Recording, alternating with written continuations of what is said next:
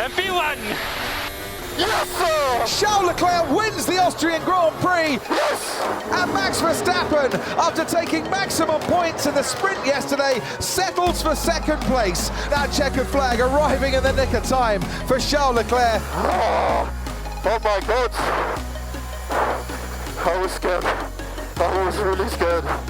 Yes! Amazing job. No words. Yes, it was another stunning Austrian Grand Prix in the stunning Styrian Mountains, and Charles Leclerc has got his championship back on track. Now, welcome everybody to this week's F1 Nation. Very sadly, we have no Damon Hill this week because he is currently doing l'étape, and before we go any further, he's just sent me a text knowing that we're recording the show now, and he says, it's 30-degree heat up in the Alps, 3 hours of climbs at altitude, and anything up to 9 degrees of climbing. He says it's bloody awful. But anyway, we're missing you, Damon. I'm delighted to say that we're joined this week by Billy Monger from Channel 4 in the UK and Jade Edwards, British Touring Car Championship driver. Guys, what a stunning race. Billy, let's start with you. First of all, the race as a whole, what did you make of it? Sometimes with the DRS trains and stuff you see in sprint races, it can get a little bit processional. Today there was obviously lots of overtaking. Charles overtaken Max for the leader of Grand Prix 3 times, so I can't remember how many times that's happened this season.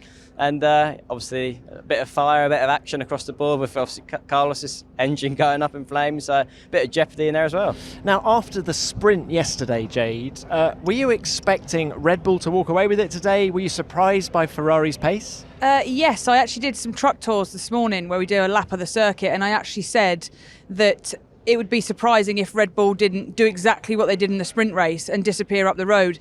And I said that Ferrari can't afford to squabble like they did in said sprint race, which they didn't, but they had brilliant pace and they made for a great race as well. It was such a shame to see Carlos have those issues. The engine's gone for Carlos Sainz. And whilst he was looking at an overtake on Max Verstappen, he has been undone by a power unit problem. No, engine, no. I think his emotions out the car showed exactly how he felt as well. It was really, heart-wrenching to see because he's on a great momentum at the moment. I, for one, am loving seeing this battle, not only with the teams, but the drivers, both drivers within those teams as well. Billy, as you say, Charles overtook Max several times in that race. Very respectful racing. I was expecting it to be a little bit more spicy than it actually was. Was I asking for too much? I think maybe in some ways, because I thought I spoke to Charles after qualifying on Friday, and he said this weekend was all about just having a clean weekend. That's what he kept telling me. So I was kind of expecting today, obviously he wanted to go for the win, but I thought that he might not go for any risky overtakes. But some of the overtakes that he made, the sort of looks in the mirrors for Max and a couple of lunges up the inside, they were more aggressive than I thought he was going to be. So I think I was pleasantly surprised with how much he went for it today, and I think clearly he knew that he had a lot more pace than Max, so it was about capitalising on that and bringing home the big points. Right, well, we've parked ourselves outside the Ferrari motorhome here in the paddock. We're looking at Mattia Binotto. There's no finger pointing going on this week, Jade. He looks much more relaxed than after the win at Silverstone last weekend, but if there's one thing I think going through his head now, it is they've got a little bit of momentum. The M word. Do we all agree? Hey, Yuki, can I just quickly grab you for the F1 Nation podcast? First of all, Yuki, what are you eating? What are we, 2 hours after the race? What's going on? Yogurt after, long race, have to recharge myself, good protein, for the future. I need good muscle, so. Very quickly, before you go to the plane, sum up your race in 2 sentences for me. No pace, but satisfied, so I didn't hit the penalty for track limit. Actually, interesting that he hits on the track limits thing so early in the show because, I wrote down somewhere Perez, Gasly, Norris, Joe, Vettel, and I think there were probably others.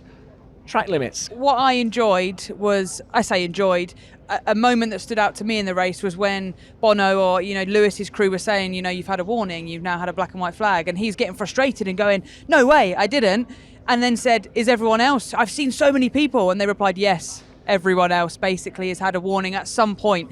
I've never known it so much as other than this weekend. Track limits in the UK is a massive thing and the bane of our lives, but here it is, something that's we've spoken about all weekend, and it's probably affected every single race this weekend, not just F1, every single Porsche race, F2, F3, there's been track limits, warnings and penalties, and it's definitely created another little edge to this weekend. I blame the bikes. Am I being unfair, Billy? Well, I've actually raced here myself, and I have been caught out with track limits in qualifying. I lost my lap time back here in 2019 doing Euroformula. Instead of lining up 4th on the grid, lined about 7th or 8th. So I was pretty annoyed at the time with it, and I imagine a lot of the drivers while they're out there, because it's such fine margins, you're so low down in obviously being in a Formula 1 car, and to be able to spot with the halo and all these other things going on, those white lines till a millimetre, it is tricky. So I can see why the likes of some drivers were getting pretty frustrated out there behind the wheel, the fact they were being caught out. And looking up the pits here, there's an entourage of Ferrari walking our way. There's a wave of red coming towards us. Now they're coming for the photo. So Jock Clear works on Charles' side of the garage primarily. Fantastic race. Nervous at the end? Oh my God! Oh my God! With what we've had in the last 4 races, and you just think what can happen next. And he brought it home, obviously, and what looked like it could have been a minor issue to start with. You think, okay, this is going to go one or two ways. It's just going to it will just get it home, or it's just going to give up completely. And luckily, it made it home. But my God, we're living on the edge, aren't we? Can you just explain? So he had a throttle issue, right? And how was he having to manage that? What was he having to do from a driving perspective? Well, I think the biggest positive was that we had pace. So all he was doing was just being careful. Obviously, it's a bit like when you leave a bit of throttle on when you go into a corner on the overrun, it just pushes you on. So he's not getting the braking he wants. So he's just braking early and leaving himself a bit of margin. But of course, when you've got Verstappen behind you on the same tyre, closing in, you have to make a judgment on how much you're going to back off. And he managed it very well. But of course, there's always in his head, okay, this is what it's doing now. It's clearly something wrong. Is it going to get worse, or is it going to suddenly stop working completely? So that it really messes with your head, I imagine. I haven't spoken to him yet. It messed with my head. Jock, you've obviously weaved your magic overnight because you had a much more competitive car in the Grand Prix itself than you did in the sprint. In a few sentences, what did you do to it? I think we felt yesterday that we were more competitive than we looked. But just not enough. Yeah, with them we looked. We had good pace yesterday, but we were not able to really close the gap in those 24 laps because the tyre deg hadn't become a problem. Don't forget, you start on a much lower fuel level, so the stresses are much less. Today you're starting on full tanks, and immediately the improvement on or the advantage we had on tyre management was clear from the very early parts of the race. So that didn't manifest yesterday, and I think that was the difference today. Fantastic. Well, it's great to see you guys back on the top step. Thank you, Jock. Pinks, quick word. Yes. How was it? You've been leading Sky again this weekend. Loving it? I don't know about leading, but yeah, it's been amazing. I mean, what a race. Just when we didn't think we were going to get any more drama after Silverstone, because that was a thriller. We've had another one in as many weeks. It's just been brilliant. I love these sprint weekends. It just gives the fans so much more. I don't understand any criticism of them. We've got Ferrari back. Can I say, I think there's a slightly different vibe at this Ferrari team photo than there was last weekend. Well, of course there is, because one of their cars ended up in flames. I mean, I don't know about you, but I found that so stressful to watch, with the car rolling backwards with him in it and the flames engulfing him. It was awful, wasn't it? It was weird you almost felt like at that point, as we hear some cheering going on with Ferrari right there, seemed pretty happy with their result they got today, and I'm not surprised. But yeah, it was like you almost felt like you wanted to have a handbrake in that situation. The car rolling back, he's coming off the brake, trying to get out. The car's on fire fundamentally. So it was a tricky one to kind of watch, wasn't it? Do you know what, though? I think more important than any reliability issue is their pace. Absolutely, and it's interesting because I remember saying to Charles a couple of weeks ago that the narrative of the season is that Ferrari are quicker on a single lap, but they lose out to Red Bull in terms of race pace. And he said, I just don't buy that. We just haven't had the opportunity to prove it. But today, they absolutely did. I think the times have changed for Ferrari a little bit this weekend. Like you said earlier, there's momentum behind them now. Carlos getting his win last weekend and now this race today, where it wasn't easy for them. They still had to work for it in certain areas, but there's a buzz about them, that they've got the momentum behind them. And I think we're going to go to Paul Ricard and they're going to hit the ground running, and it's going to be a real challenge between the top teams now. It's interesting though, isn't it? Because that checkered flag couldn't have come soon enough for Charles Leclerc. You know, he's seen his teammate retire. He's got his own throttle issues. Oh my God, back. Step back, because champagne stinks. I mean, I love the taste of it, just not the smell. As you say, it's a race of two halves of the garage, because one side is absolute heartbreak, and it's difficult for Carlos Sainz to put a smile on it, because, you know, that he had the second step on the podium pretty much guaranteed, didn't he? And after the joy of Silverstone, he's come crashing back down. They say week is a long time in politics. It certainly is in Formula One as well. I think the whole, you know, everyone watching Formula One, Carlos had that torment in his brain where he didn't want to get away from his car and let it roll back and into damaging, you know, on the wall, but it was on fire. And I think we all watched thinking, I don't know what I would do either, because your baby, you know, you don't want to let it go and roll back, but equally and potentially onto the track, exactly, into other cars. Yeah, and I was willing the marshals to get, I mean, they do a great job, but I was willing them to just get there a little bit quicker, but thankfully he got out okay, and the team as a whole, you know, are leaving this weekend positive. I think what is so interesting though is that reliability is obviously still a headache for Ferrari, but what's interesting at Red Bull is this tyre degradation problem. And do you think that will be a concern to them, Billy? I think it's almost like role reversed in that aspect, because at the start of the season, Red Bull had the best tyre deg, and that was what was winning in the races on the Sunday after getting out qualified by Ferraris and mainly Charles at the start of the season. And now it seems like that's completely reversed. I mean, it's this weekend, Max Verstappen qualifies on pole. He hasn't done that often this season, yet he's still leading the championship. Then it comes to the Sunday and they've got no pace. It just didn't really make sense to me. So I'm sure they're going to be a little bit confused over at Red Bull as to why that's the case this weekend. But yeah, I mean, for Max, coming second and getting fastest lap is not the end of the world. It's all about being consistent. And I mean, at least he was finishing and in the hunt for that win still. And it was quite funny because those Dutch fans were celebrating it like it was a win. Did you see the grid at the end there? Amazing, it was intense. We actually had to take presentation team off the grid because we just couldn't hear ourselves think, let alone hear what the other one was saying. I thought you were going to say couldn't see because of the orange smoke.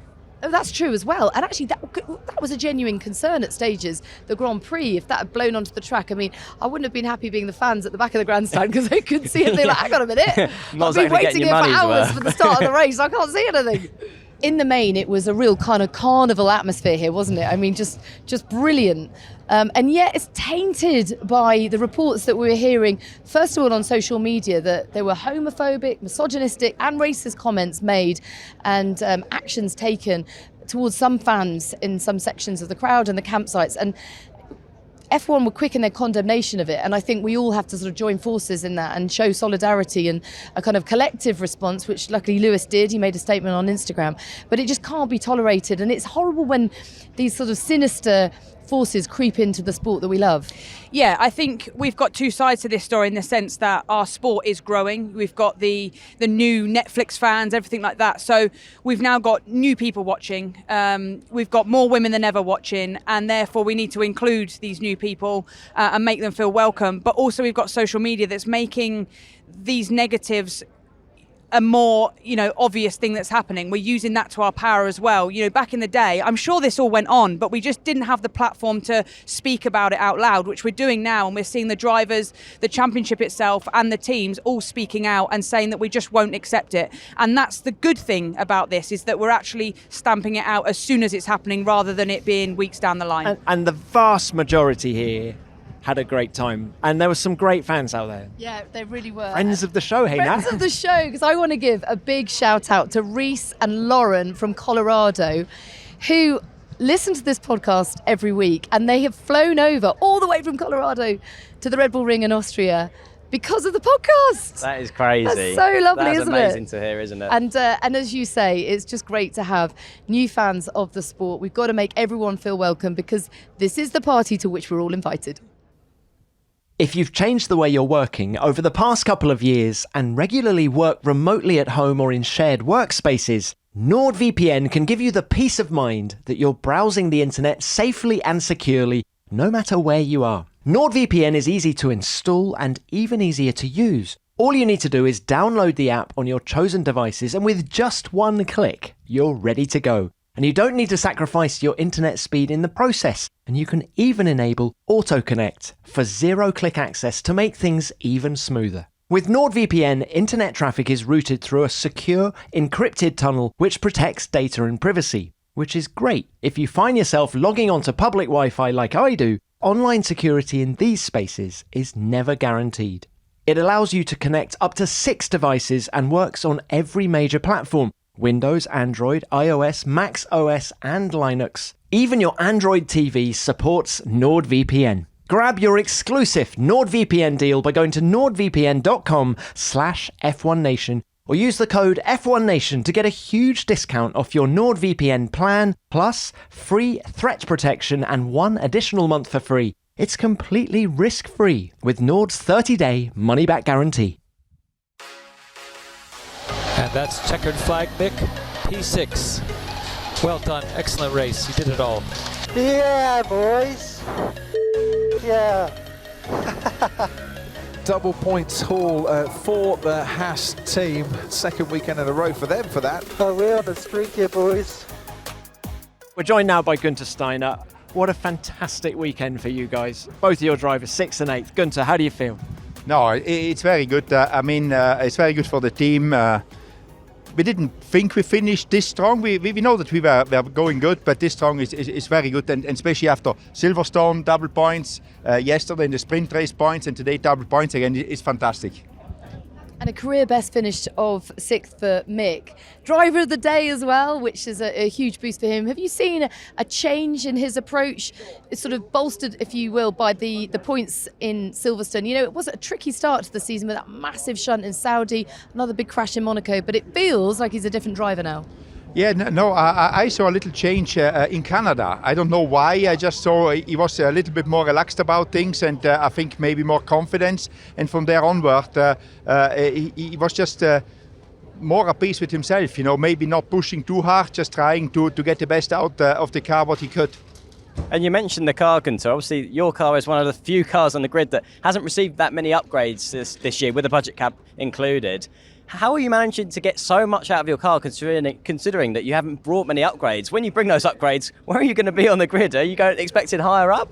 I was just going to say, can you imagine if we had upgrades where we were? You know, so no. I always say these upgrades are overrated in my opinion, and we will bring some in Hungary. Hopefully they work as they should work, and as you also know, I don't always follow what the other ones are doing. You need to go your own way, and we decided in Barcelona not to bring anything, just to bring them, because it wasn't good enough. We developed more, and hopefully when we bring them in Hungary they work. Going back to Mick there, we saw yesterday a little bit of frustration from him after the sprint race, and someone said online that the Schumacher gene's coming out in him now. Now that he's feeling a little bit stronger on track, do you think that we're going to see a little bit more of a feisty Mick towards the end of the season? I don't know. I think we managed it yesterday for the team the right way. You know, for him it wasn't right. We explained it to him why we did what we did, and there was nothing sinister behind it. And you saw today when Kevin had the issue with his engine, we let Mick go because we know that that Kevin was not 100% the power. So we let him go, and he fought very well. Talking of issues with engines, any concerns when you saw Carlos Sainz's power unit blow up, given that you are Ferrari powered? No concerns at all. I wish. Says no, I'm joking.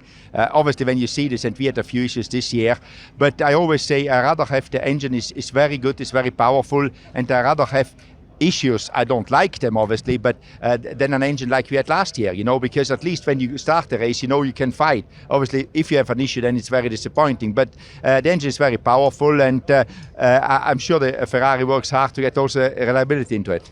Guenther, thanks for coming on the show. Can I just say, yesterday I saw a middle-aged woman running down the paddock, screaming with joy. Oh God, was it me? Because, Pinks, she just met Guenther Steiner. Oh, it was me. Not a word of a lie. You see, I make people happy, you know. Well done. Great job Guenther. today. Great job. Okay. He's a hero, isn't he? Also, isn't Haas great? I know. I love it's the a vibe feel-good of story. Haas. I tell you what it does as well. It makes that midfield so hugely competitive. And McLaren have got their own issues, but when they consider the sort of leaps that Alpine and Haas are coming, it makes it harder for them to fight Mercedes. Haas now only 5 points behind AlphaTauri in the Constructors' Championship. So, looking at P7, go Haas is what I say. Now, one team we haven't discussed yet, Mercedes. Oh yeah, I've just chatted to Toto actually. How it was it? interesting because obviously it's massively encouraging that they're able to finish third and fourth, and Lewis to get that third consecutive podium is magnificent when you consider the problems that they've had. But also they're scratching their heads about that lack of performance. They're kind of in no man's land. They're not fighting the boys in front, and they're sort of a bit out of reach of the midfield as well. So it's a strange place to be, isn't it? Yeah, I think it's weird in a way to cheer on Mercedes in third and fourth. We're not used to that. We're used to them being right up the top. But like you say, it's good to see them back kind of in that mix again. And I think on their day, they're going to be very strong. And it's only a matter of time now before Lewis gets that win. And I actually think that love or hate Lewis, love or hate Mercedes, I don't think anyone's going to begrudge it. They've earned their dues this season. I think when he does step on that top step, I think there's going to be cheers from everyone. Yeah, I think Mercedes have definitely had their highs and lows this season. I mean, it was good for me to see George straight back into that top five after obviously the disappointment of Silverstone, where he got praised by the fans for that because he ran straight over to Joe's car after that accident and got a lot of support on social Absolutely. media, Showed which his was amazing humanity, to didn't see. Exactly. So it's not all about results, but it was good to see him back up there. Bill, can you just jump back in the cockpit for us and give us your thoughts on the crashes that George and Lewis had in qualifying? They look pretty identical.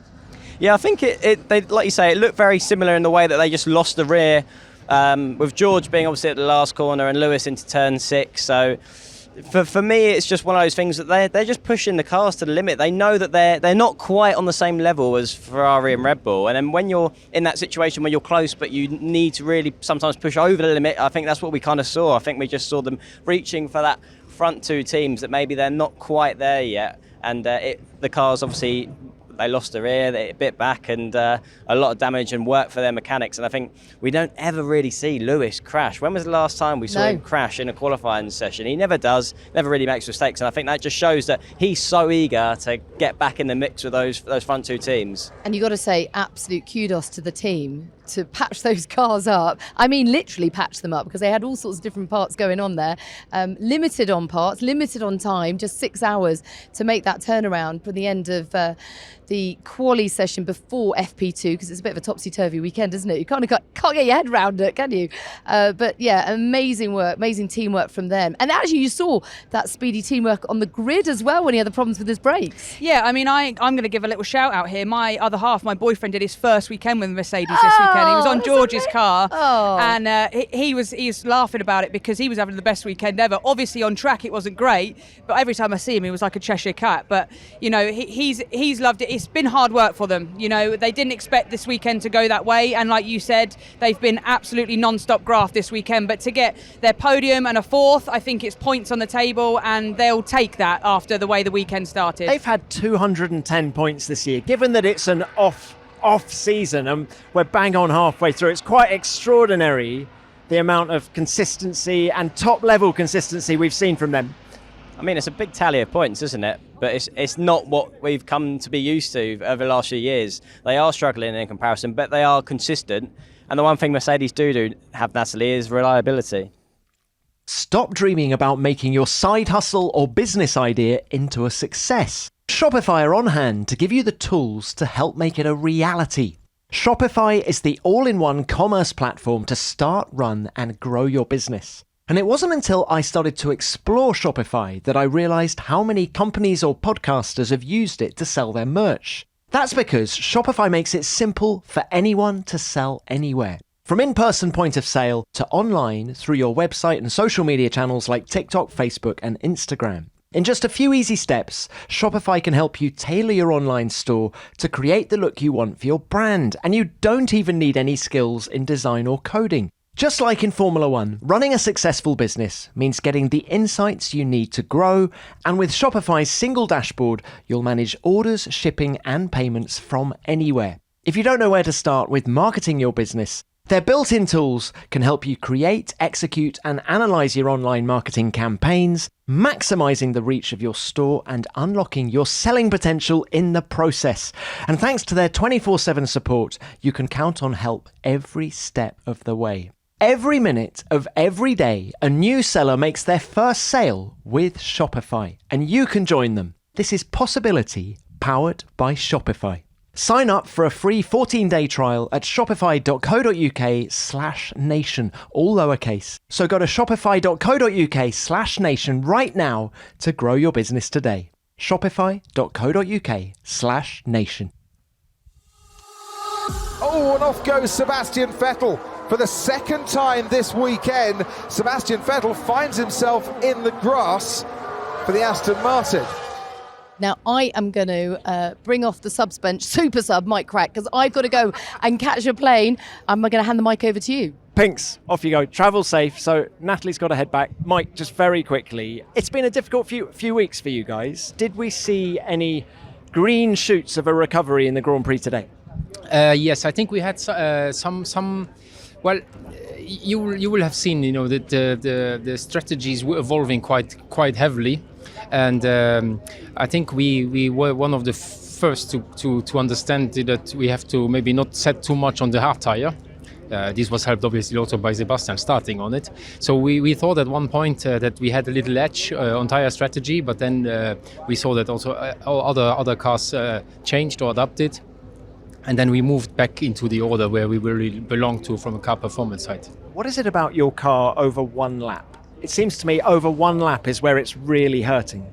Yeah, we struggle. We struggle in the high-speed areas, and here we have 4 high-speed corners on a lap that is only 1 minute 10. So it was clear from the beginning that we were struggling. And moving into the next couple of races, where do you see your car sitting in the pecking order going into the next few? Do you think your car will suit the likes of Paul Ricard? Well, we will have to analyze deeply what we can do until Paul Ricard, and then try to make 1 or 2 modifications to bring it a bit further up, because in Paul Ricard there is also sections that I was just saying, maybe a little bit less over the length of the lap, but still too many to be further front. Mike, thanks for coming on the show. Travel safe. So Aston Martin, such a great little team that. It pains me to see them struggling to the extent that they are. Yeah, I don't think it's something any of us really want to see. We've got great names in the team.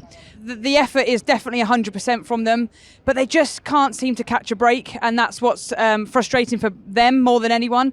But again, they're a top team. They're going to work hard. They've been at the top before, and they're not going to rest until they're back there. Now, I don't want to let you two go, though, until we talk about Alpine. Esteban Ocon, his 100th Grand Prix this weekend, his best result of the season, coming home in 5th. Jade, you impressed? Yeah, of course. This is a team that I sort of see them as slightly stealth in a way. We're so focused on the top guys, the Red Bulls, the Ferraris, even Mercedes, that suddenly you look back and Ocon's right up there and in the mix. It was sad to see yesterday. I was stood in line with Alonso's car when he had the issues for the sprint race, and gutted to see that, because he's got the bit between his teeth at the moment. He really wants to prove a point. I think since Canada, where he was so close, he was so strong that weekend, he wants to carry on that momentum. So to see him knocked back in the sprint was a shame. But they're there or thereabouts, and that on their day, they're working hard, and it will come good, and they'll get results that they deserve. Yeah, for me, I think Esteban's really impressed me this weekend. Obviously, he had a disappointing race in Silverstone, although Fernando still managed to do a good job for the team. It seems like it's always one or the other scoring point. So Fernando did well, considering where he started today after the misfortune in the sprint race, to get a double points finish for the team. And I don't know what was going on with Fernando at the end there, because he had to make a double stop, didn't he, at the end of the race? I think there could have been even more points for him on the table today. And had he not started at the back as well, with everything new. Esteban, to use a cricketing term, you've got you got the 100 up this weekend. Yeah. Massive smile on your face. Yes, it's been brilliant. Very emotional weekend to start with, and very good ending. So we are pleased, Tom. Great job. Great to see you back up there. Alex Albon has joined us. Billy Munger's got to go, so I was wondering if you could step in for him. I'm going to my hotel, guys. I don't know where you're going. Alex is nicking my job, so I'm going to shoot off, guys. So, yeah. Billy, thank you so much for coming on the show. Great to have you with us. Look, Alex, I thought you were going to get a point today. I was hoping so, but I knew it was going to be hard work, to be honest. You got a lap time or a feeling you can have in the car that you know you can push. That's not going to hurt the tyres, but you're going to be okay. And that's kind of, where you want to be when you're pushing around with these Pirellis. And I was I was doing qualifying straight away, trying to keep Valtteri behind, and I was like, it's going to bite me. And I was like, hang on, we're staying here. And it eventually did bite me, so my butt is sore.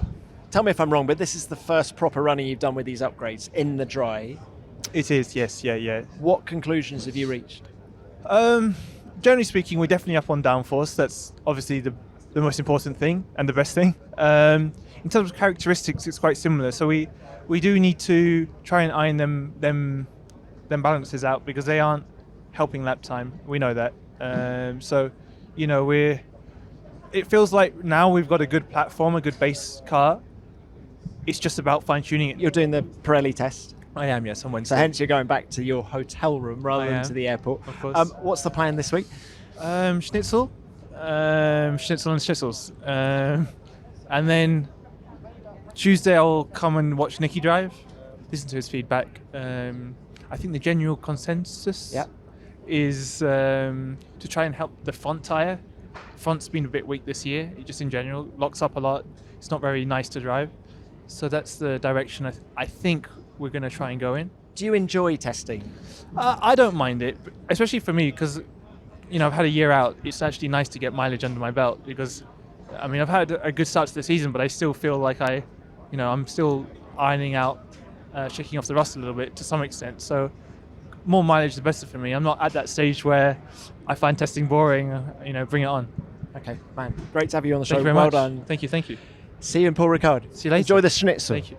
So Jade, look, let's wrap this up. There's one team we haven't really discussed in the top 10, and that is McLaren, with Lando Norris coming home 7th and Daniel Ricciardo 9th. After the difficulties they had in qualifying, I'm guessing they're going to be pleased with the race today. Yeah, I think so. Up in the paddock club, I spoke to Lando after qualifying, and he sort of said to us in quali he had brakes sometimes and he didn't have brakes another time. So confidence-wise for him, it was a struggle that session. So I think you're right. I think today was very much box ticked, 2 cars finished, not bad positions, move on to the next.